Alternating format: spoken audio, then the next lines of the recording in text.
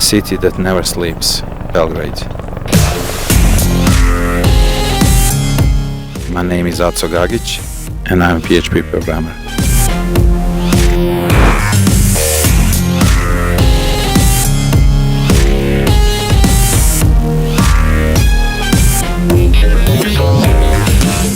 I love challenges in life, as well as my job. Join us, be a part of something new and exciting.